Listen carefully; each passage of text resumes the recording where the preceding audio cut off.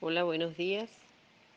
Hoy hablaremos del proceso político venezolano desde 1935 a 1948. En este lapso hablaremos de manera resumida de los gobiernos de Eleazar López Contreras, Isaías Medina Angarita y el trienio ADECO o trienio octubrista. Eleazar López Contreras fue un militar y político. Nació en Queniquea, un pueblo del estado Táchira, en mayo de 1883. Durante la dictadura de Juan Vicente Gómez ocupó un cargo militar importante. Fue el ministro de Guerra y Marina. Cuando Gómez muere el 17 de diciembre de 1935, fue nombrado presidente provisional de Venezuela hasta el año 1936, cuando fue designado por el Congreso como presidente constitucional de Venezuela para el periodo de 1936 a 1941. Cabe mencionar aquí que López Contreras le tocó batallar con una serie de conflictos, puesto que el hecho de haber formado parte y ocupar varios cargos en la dictadura anterior era visto por el pueblo como un representante del régimen y por lo tanto generaba desconfianza. Por otro lado, se encontraban los familiares y afines al dictador, quienes veían en López Contreras la posibilidad de continuar en sus cargos y seguir gozando de ciertos privilegios.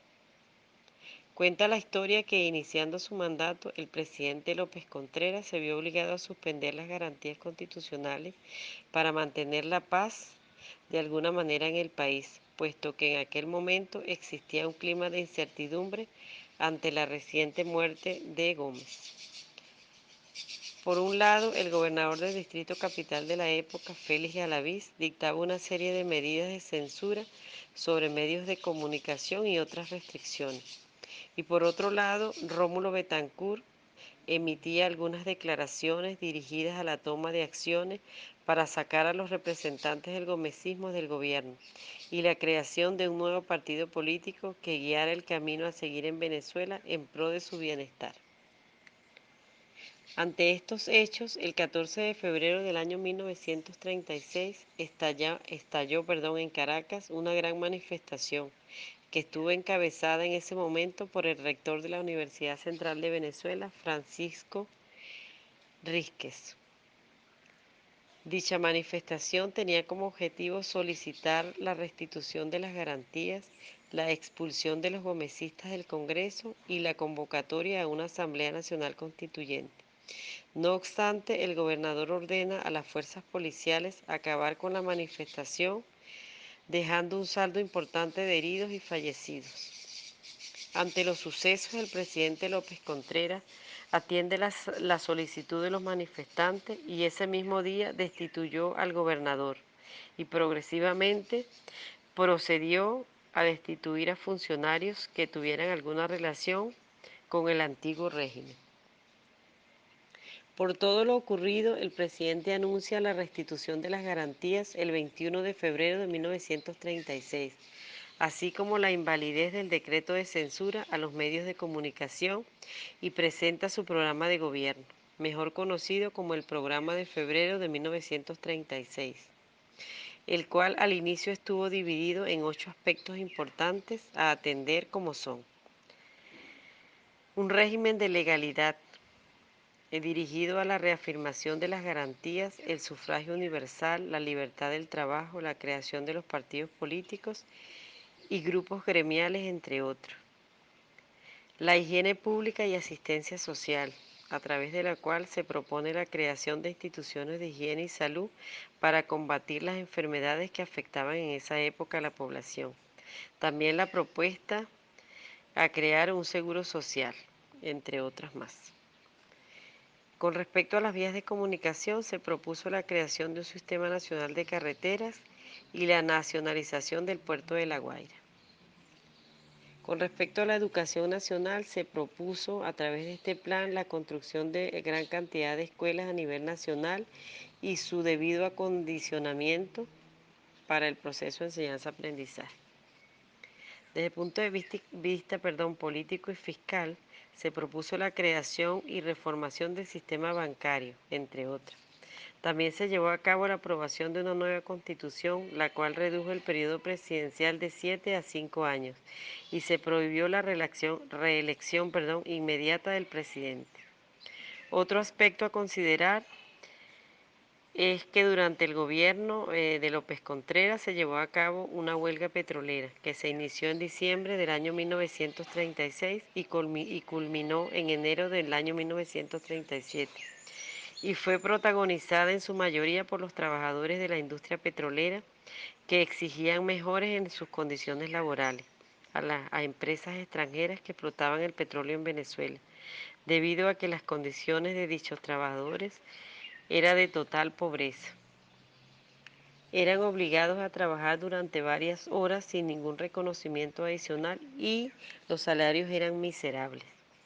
Al finalizar esta huelga, los trabajadores fueron beneficiados con algunas de sus peticiones, como por ejemplo se le aumentó un bolívar diario de su salario y se redujo la jornada laboral a 8 horas. Entre las principales obras de gobierno realizadas por Eleazar López Contreras podemos mencionar: se realizaron cambios significativos en la Ley del Trabajo existente desde 1928. Se creó el Ministerio de Sanidad y Asistencia Social. Se dio la creación del Banco Industrial de Venezuela y del Banco Central. Se creó el Ministerio de Comunicaciones. Se creó el componente Guardia Nacional. Se fundaron los primeros gremios sindicales. Se creó el Instituto Pedagógico Nacional. Se fundó la Maternidad Concepción Palacio, entre otros. Una vez finalizado el gobierno de Eleazar López Contreras, es designado como presidente constitucional Isaías Medina Angarita. Isaías Medina Angarita, oriundo del estado Táchira de San Cristóbal, de profesión militar, fue electo presidente constitucional para el periodo de 1941 a 1946, pero gobernó hasta 1945 porque fue víctima de un golpe de Estado en este año. Su gobierno se caracterizó por ser pacífico y democrático. Otorgó libertades públicas y permitió el libre accionar a los partidos políticos. Durante el gobierno anterior ocupó el cargo de ministro de Guerra y Marina. Su mandato se vio afectado por la Segunda Guerra Mundial y aunque Venezuela aquí no tuvo una participación directa, sin embargo indirectamente actuó del lado de los aliados, proporcionándoles combustible. De esta manera, el gobierno pasó a ser enemigo del Grupo del Eje, liderado por Adolfo Hitler, y en consecuencia sufrieron varios ataques de submarinos alemanes cuando transportaban petróleo. Entre las obras de gobierno realizadas por Medina Angarita podemos mencionar que legalizó el Partido Acción Democrática, creó el Instituto Nacional de Obras Públicas, construyó la urbanización El Silencio en Caracas, se dio la ejecución de la Ley del Seguro Social Obligatorio, se firmó el primer contrato colectivo de la industria petrolera, se creó el Banco Obrero y se creó el sistema de identificación personal, la cédula de identidad. Aunque Medina Angarita fue un presidente que se caracterizó por ofrecer libertades plenas a todos los venezolanos, ya casi finalizando su mandato, entró en controversia con algunos miembros del Partido Acción Democrática con respecto a los futuros candidatos para las elecciones venideras y la escogencia del mismo. No obstante, el 18 de octubre del año 1945 fue suspendido del cargo producto de un golpe de Estado que estuvo liderizado por un conjunto de militares o un grupo de militares, entre ellos Carlos Delgado Chalbó, Marcos Pérez Jiménez y Mario Vargas. A ellos se unió un grupo de dirigentes políticos que en su mayoría eran del Partido Acción Democrática, como Rómulo Betancourt, Raúl León y Gonzalo Barrios, Luis Beltrán Prieto Figueroa, entre otros. Cabe mencionar que una vez consumado el golpe de Estado en Venezuela, el poder fue asumido por una Junta Revolucionaria de Gobierno, cuyo presidente pasó a ser Rómulo Betancourt. Entre las principales medidas que realizó dicha Junta de Gobierno fue la creación de una especie de jurado castigador, que se encargaría de ubicar los personajes políticos que habían ocupado cargos importantes durante la dictadura de Gómez, durante el gobierno de López Contreras y por supuesto durante el de Medina Angarita, para ser juzgados por enriquecimiento ilícito, por lo que a más de 150 funcionarios se le abrió juicio y algunos fueron expulsados del país y confiscados sus bienes.